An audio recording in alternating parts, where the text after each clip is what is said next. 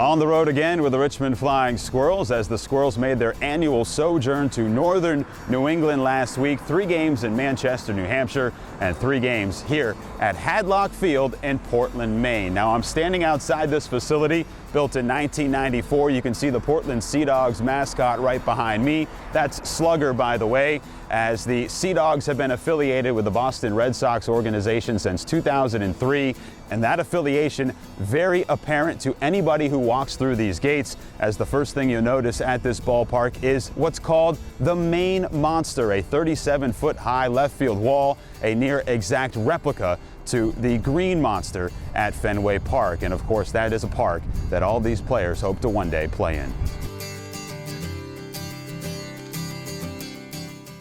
Our version of the Green Monster, we call it the Maine Monster, and it's what we call a likeness of Fenway's Green Monster. It's not identical, but it is same height, 37 feet high.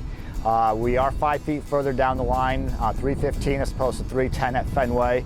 80 feet shorter in length, so it's a little bit shorter lengthwise, but a subtle feature about the wall that a lot of people don't realize. At Fenway Park, they have Morse code in the wall for the initials of Tom and Gene Yockey, who owned the Red Sox for many, many years. So if people look closely at our wall on the scoreboard, you're going to see Morse code for the initials of the owners of the Portland Sea Dogs, Dan and Harriet Burke. And it's just one of those small, subtle features that most people don't even realize is even there. When you're looking at it, it looks close, you know, but you know, the ball gets caught up there a little. It reminds you of playing at Fenway, and you know, it'd be a cool thing to play for the Giants in the major leagues and go to Fenway, play a series there, and sort of bring everything full circle.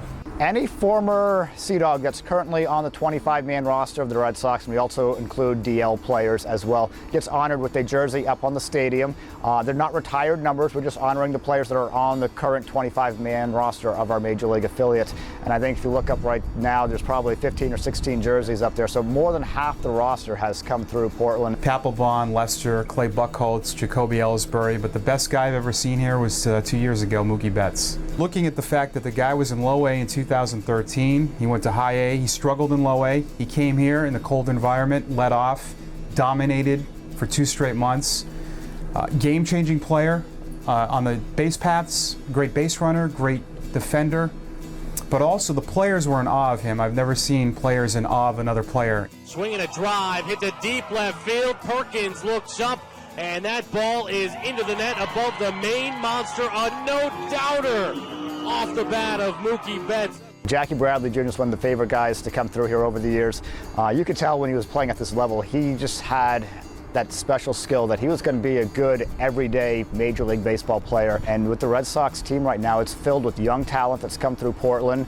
Obviously, Jackie Bradley Jr. is a major part of that. Mookie Betts, Xander Bogaerts, the list goes on. And so it's a special group of people, and Jackie is, you know, a key part of that. His arm was so good that he would try to throw guys out from right center, and sometimes when you do that here at the professional level, guys can advance. It took him about a game or two to realize I shouldn't do that.